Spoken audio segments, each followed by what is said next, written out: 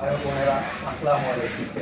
আমি মোহাম্মদ নুর আলম শাকিল, পিতা মৃত আব্দুল করিম, থানা টাউন কলোনি, থানা শেরপুর, জেলা বগুড়া, এসব একটা বয়স 32।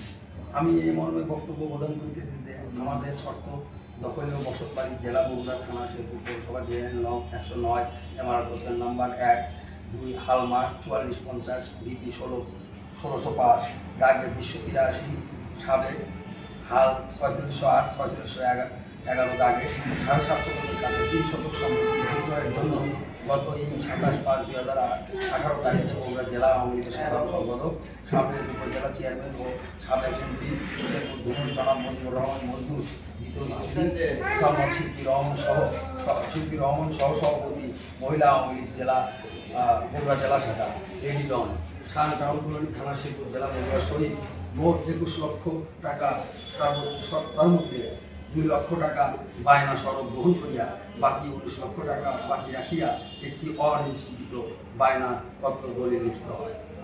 তার মধ্যে উক্ত সম্পত্তি বাবদ একটি দলিল সম্পাদন করে লইয়া শিল্পী রহমানের নিকট রক্ষিত থাকে, যাহা উক্ত বায়নাপত্রে উল্লেখ আছে। প্রিয় সাংবাদিক ভাই বোনেরা, গত 27/5/2018 তারিখে লিখিত বায়না শর্তে থাকে আওয়ামী লীগের সাধারণ সম্পাদক, আওয়ামী লীগের এমপি সাহেবের দ্বিতীয় স্ত্রী শিল্পী রহমান আমাদের শর্ত দখলীয় বসতবাড়ি সহ 3 শতক সম্পত্তি বাবদ 19 লক্ষ টাকা আমাদের বরাবর নগদে পরিশোধ করিলে সম্পাদনকৃত দলিল থানা রেজিস্ট্রি অফিসে গমন করে রেজিস্ট্রি করিয়া দিব।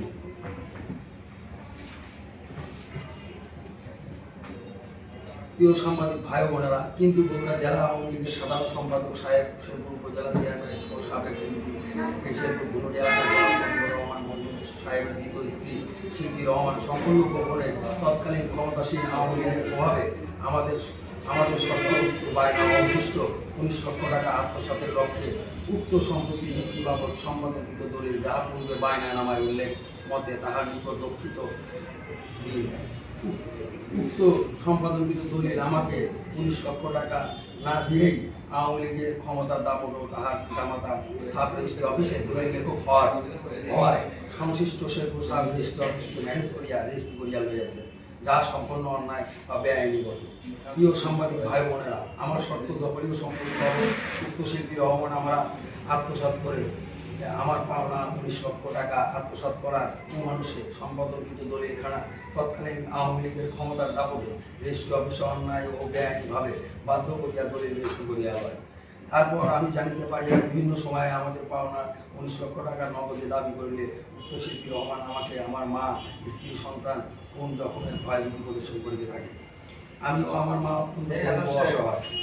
উক্ত শিল্পী আমাদেরকে ধোঁকা দিয়ে আমাদের পূর্বে লিখিত সম্পাদনকৃত দলিল স্থানীয় আওয়ামী লীগের ক্ষমতার প্রভাবে এলাকার কিছু দালাল চক্রের প্রবঞ্চনায় রেজিস্ট্রি করিয়া নিয়েছে এবং সম্পত্তিটি সেল এগ্রিমেন্ট হওয়া সত্ত্বেও খারিজ বন্ধ থাকা সত্ত্বেও তৎকালীন ক্ষমতার দাপটে খারিজ করিয়া লয়।